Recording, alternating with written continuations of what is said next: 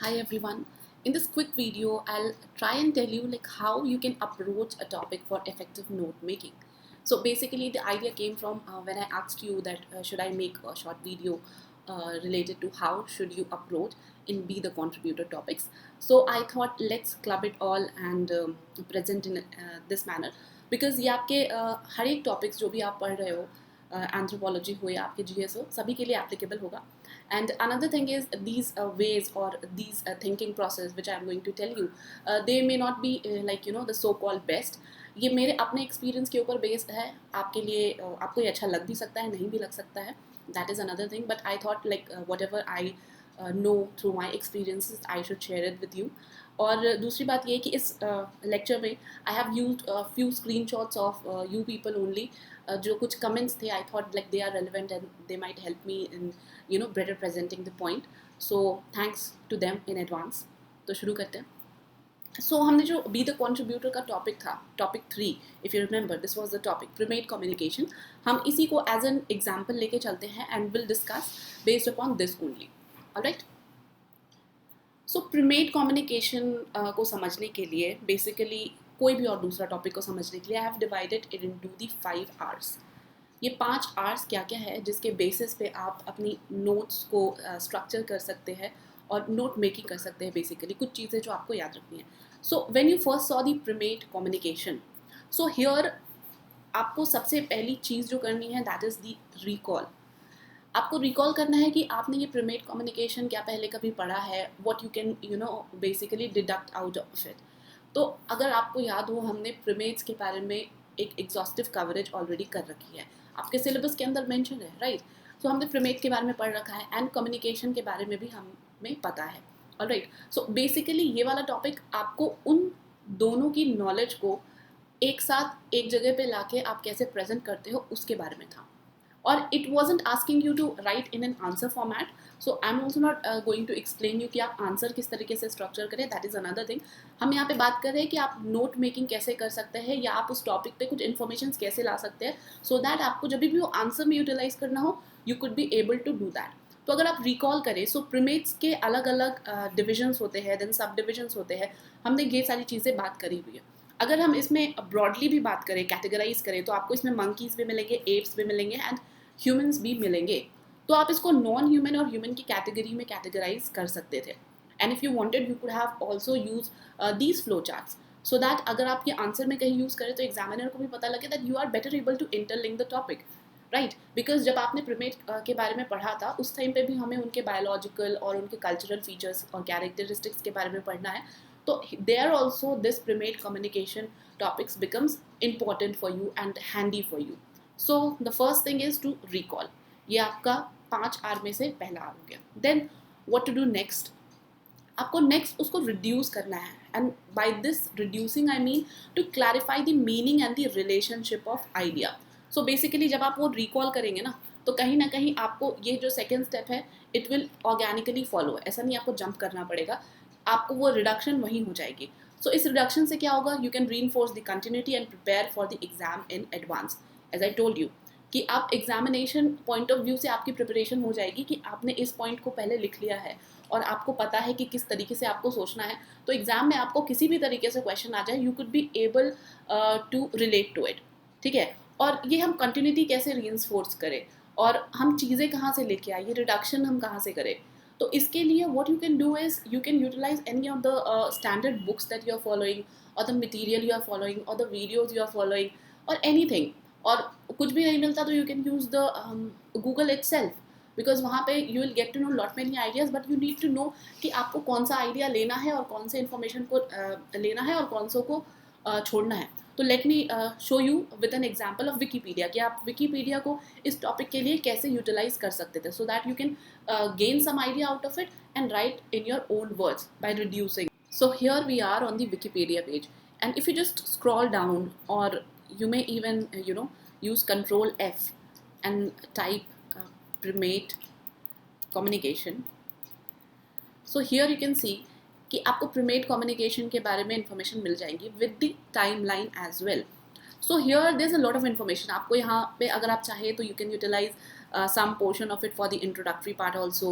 Then आप Ardipithecus के बारे में mention कर सकते हैं, early Homo, archaic Homo, then Homo neanderthals, और इन सब के बारे में आप कुछ कुछ points यहाँ से देख सकते हैं. Homo sapiens के बारे में आप यहाँ से देख सकते हैं और उन points को आप उठा सकते हैं यहाँ से.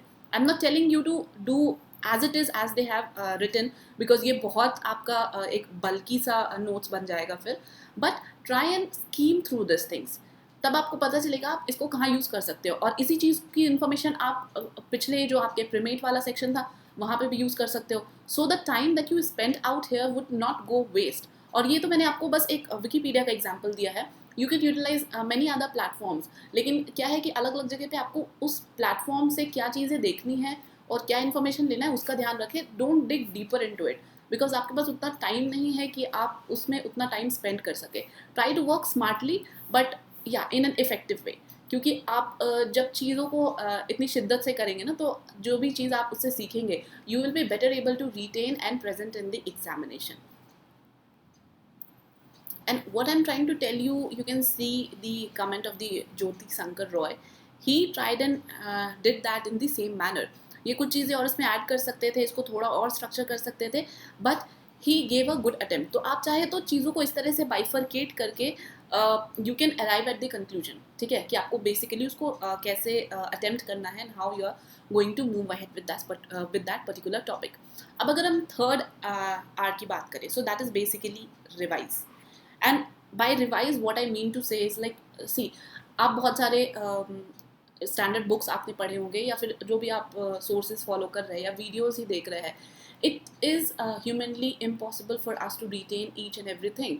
सो what you can try and do is that try and revise all the information in your own words, so that whenever you are making notes or anything, तो आपको जब टॉपिक आप इंटरलिंक करेंगे तो उस टाइम पे अगर आपको कुछ चीज़ें पहले से कंसेप्ट क्लियर होगा तो आपको उस टॉपिक के अंदर उस पर्टिकुलर कंसेप्ट को लिंक करना भी और आसान हो जाएगा.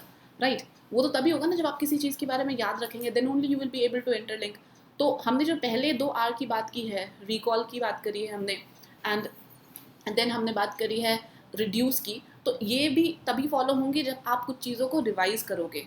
राइट अगर आपको प्रीमेट वाले में पहले पे पता ही नहीं है that what you need to you know do in that particular section, then आप कहाँ से इंटरलिंकेज कर पाओगे. तो इंटरलिंकेज के लिए बहुत ज़रूरी है कि आप रिवाइज करें चीज़ों को, और रिवाइज ज़रूर करें तो वो अपने ओन वर्ड्स में करें, तो that would be much better. As you may see यहाँ पे this the nature of culture along with the value addition, ये वाला जो लेक्चर था, इस लेक्चर में सुशांत कमेंटेड दैट ये वाला जो दोनों आप देख रहे हैं लाइन्स, दैट वॉज मोर और less used in the videos as well, and he catch it up in very well mannered way, और उन्होंने उसको देखा, लिखा, रिटेन भी किया. So why I also tell you like so many examples so that you are better able to retain it. तो मैं तो कुछ एग्जाम्पल्स बताती हूँ, आप चाहे तो और भी बहुत सारे एग्जाम्पल्स अपने वर्ड में अपने सराउंडिंग्स, अपने कल्चर, अपने इन्वायरमेंट के हिसाब से ढाल सकते हैं और चीज़ों को याद रख सकते हैं. ठीक है, तो ये नोट मेकिंग से रिविजन क्यों रिलेटेड है, आई होप इसकी भी क्लैरिटी आपको मिल गई होगी. और चीज़ों को अपने वर्ड्स में ढालना कितना इंपॉर्टेंट है, you must have understood this as well. ठीक है, देन रिफ्लेक्ट. रिफ्लेक्ट से यहाँ पे क्या मतलब है, सी कई बार ऐसा होता है in examination, in GS prelims और आपके सॉरी इन जीएस मेंस जो आप लिखेंगे, प्रीलिम्स में भी होता है, एंड एंथ्रोपोलॉजी या किसी भी और सब्जेक्ट्स में हो सकता है. I am telling in a generic way कि कुछ चीज़ें होती हैं जो आपको पहले से पता होती हैं, यू जस्ट नीड टू को रिलेट टू इट.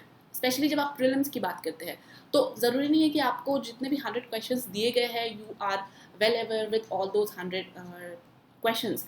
नहीं होता है, कई बार आपको डिडक्शंस करने होते हैं. ठीक है, और जब आप डिडक्शंस करते हैं then you get to know कि आपने कुछ रिलेटेड टॉपिक पहले से पढ़ रखा था, और जो नेक्स्ट टॉपिक आप अभी देख रहे हैं that is somewhat related to it only. So यहाँ पे भी अगेन एक एग्जाम्पल आप देख सकते हैं. He asks me about the ethnogenesis. ठीक है, सो एथनोजेनेसिस की अगर आप बात करें तो जेनेसिस हमें पता है, genesis is something related to the origin. तो अगर आप एथनो यानी कि समथिंग रिलेटेड टू एथनिक और जेनेसिस इन दोनों को तोड़ देंगे ना, तो एथनिक एंड आपकी जेनेसिस इन दोनों को अगर आप ब्रेक कर देंगे ना तो it becomes the origin of ethnic.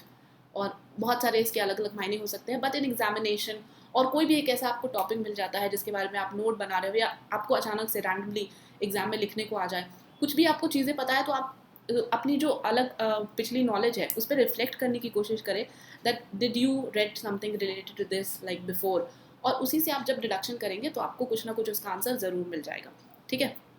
Then review. So review is again important, not directly related to the note making, but it becomes important especially for the UPSC perspective. Let me tell you why. Because generally what happened कि आपने जब preparation शुरू करी, for those who clear the examination in the first attempt, well and good, but जो उस cycle में कहीं ना कहीं 2 साल 3 साल तक होते हैं, तो क्या होता है ultimately they pile up like lot many things, ठीक है। आप नई नई इन्फॉर्मेशन ऐड ऑन करते जाते हैं, at point of time you are not being able to go back to all those things. तो उस केस में आपने जो पिछली मेहनत की थी दैट बिकम्स फ्यूटाइल, राइट। तो इसलिए बहुत ज़रूरी है कोई भी नई इन्फॉर्मेशन जब आप ऐड ऑन कर रहे हैं तो first you try and see like whether you have something related to it. तो अगर मैं प्रीमेड कम्युनिकेशन की यहाँ पे बात करूँ, I gave you this particular thing to write, ठीक है। अगर आप उसको लिखना चाह रहे थे तो आप एक बार ये भी कर सकते थे that you could have reviewed your own notes कि आपने क्या पहले प्रीमेड कम्युनिकेशन के बारे में कुछ चीज़ें पता थी, तो you could have use that. Then अगर नहीं पता थी तो you could have added more, because purpose note making का ये भी है कि आप बेकार का टाइम वेस्ट ना करें, ठीक है। आप टाइम वहीं लगाए, वहीं यूटिलाइज करें where you are getting a good ROI. So these were the 5 things that I think I should tell you. तो मोस्टली इनको अगर आप थोड़ा सा एक दो बार और सोचेंगे तो you will be better able to internalize this fact. And with this I'll finish this particular lecture. And if you have any more doubt related to this note making, you can ask me in the comment section. I would definitely try and answer those. Thank you so much.